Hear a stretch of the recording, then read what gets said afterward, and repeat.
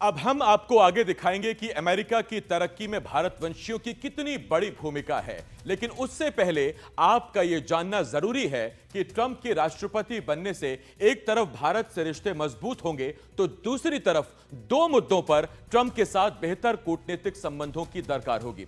ऐसा इसलिए कि वीजा से लेकर टैरिफ तक ट्रंप जरा टफ दिखते हैं। हमारी एक खास रिपोर्ट देखिए।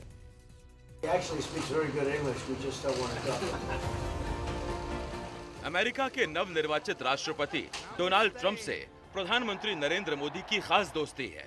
You are living proof that with hard work and devotion, Indians can accomplish anything. Donald Trump को भारतवंशियों पर काफी भरोसा दिखता है और कम से कम 3 भारतवंशियों का नाम अमेरिका की सुर्खियों में छाया है, जिन्हें ट्रंप प्रशासन में अहम भूमिका मिल सकती है। इनमें कश्यप काश पटेल हैं, जो CIA के चीफ बन सकते हैं। तुलसी गबार्ड हैं, जिन्हें ट्रंप सरकार में बड़ी भूमिका मिल सकती है। विवेक रामास्वामी हैं, जिनके ट्रंप कैबिनेट में शामिल होने की अटकलें तेज हैं। अमेरिका के चतुर्मुखी विकास में भारतीयों की भूमिका इतनी बड़ी है कि 76% भारतीय अमेरिकी प्रबंधन, व्यवसाय, विज्ञान और कला के क्षेत्र में कार्यरत हैं। और तो और अमेरिका के विपक्षी खेमे में भी भारतवंशियों का दमखम दिखेगा, क्योंकि डेमोक्रेटिक पार्टी से 6 भारतवंशी संसद में चुनकर गए। यानी ट्रंप के राज में अमेरिका से भारत के रिश्तों के 4 पहलू हैं। पीएम मोदी से ट्रंप की खास दोस्ती, ट्रंप के करीबी भारतवंशी, अमेरिकी विकास में भारतवंशियों की भूमिका और विपक्ष में भी भारतवंशियों का प्रभाव। इसीलिए सवाल है, क्या ट्रंप के दूसरे कार्यकाल में भारत कितना मालामाल हो सकता है? वैसे ट्रंप ने बीच चुनाव में कमला हैरिस पर निशाना उनके भारतीय मूल को लेकर भी साधा था।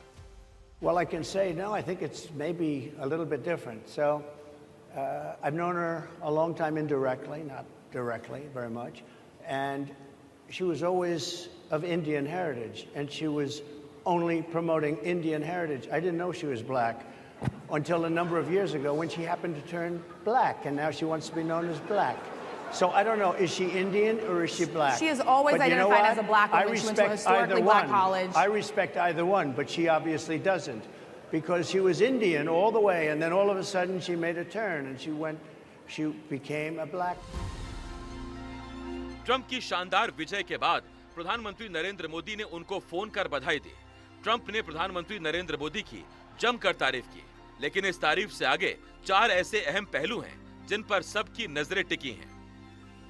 पहला मुद्दा है इमिग्रेशन, जिसमें H-1B वीजा शामिल है। दूसरा मुद्दा है भारतीय उत्पादों के निर्यात पर टैरिफ लगाना। तीसरा मुद्दा IT सेक्टर है और चौथा मुद्दा भारत से जलने वाले 4 देशों चीन, पाकिस्तान, बांग्लादेश और कनाडा पर ट्रंप का रुख है। Make America great again. ये सारे सवाल इसलिए अहम हैं कि डोनाल्ड ट्रंप ने मेक अमेरिका ग्रेट अगेन के नारे के साथ चुनाव लड़ा और शानदार तरीके से जीता। एक कर अहम मुद्दों की बात करें तो सबसे अहम मुद्दा H-1B वीजा है, जिसे हासिल करना किसी भी हुनरमंद भारतीय का सपना होता है, क्योंकि इसमें 6 साल के लिए कोई विदेशी अमेरिका में परिवार के साथ काम के लिए जा सकता है और फिर अमेरिकी नागरिकता के लिए अर्जी भी लगा सकता है। ये अहम इसलिए हो जाता है कि H-1B वीजा पर सबसे ज्यादा अमेरिका में भारतीय ही पहुंचते हैं। 2023 में कुल 3,86,000 H-1B वीजा को मंजूरी मिली, जिनमें 2,79,000 भारतीय थे, यानी 72.3%। दूसरे नंबर पर चीनी कर्मचारी थे, जिनकी संख्या 11.7% थी। अमेरिकी नौकरियां छीनने को आधार बनाकर ट्रंप ने इसका विरोध किया, जिसके कारण रिजेक्शन रेट तेज हो गई। अब ट्रंप के आने से ये खतरा बड़ा हो गया है। डोनाल्ड ट्रंप का ये कहना है कि पहली बात तो ये है, ये अमेरिका है, ये अमेरिकन है ही नहीं, तो इनको ये गैर कानूनी तरीके से अमेरिका में दाखिल हो गए, इनको जितना जल्दी हो सके हटा, क्यों हटा दें? क्योंकि वहाँ अमेरिका में क्राइम बढ़ रहा है, जिसका जिम्मेदार ये है, इकोनॉमी पे बोझ बन रहा है, प्लस अमेरिका में मानो पढ़ाई ख़त्म हो गया उसका। तो पहले क्या होता था, पढ़ाई ख़त्म हो गया और अमेरिका में ही बस गए। हमारे सबके रिलेटिव्स भी ऐसे ही किए हैं।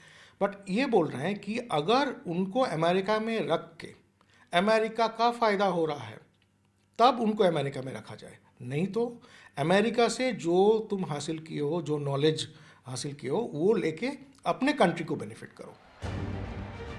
वहीं एक दूसरा मसला भारतीय उत्पादों पर टैरिफ लगाने का भी है।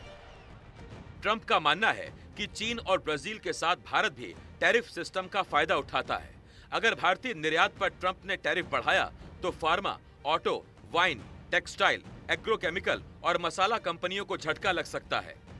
कुछ अर्थशास्त्रियों का मानना है कि ट्रंप ने टैरिफ सिस्टम कड़ा किया तो अगले 4 साल में जीडीपी 0.1% तक घट सकती है।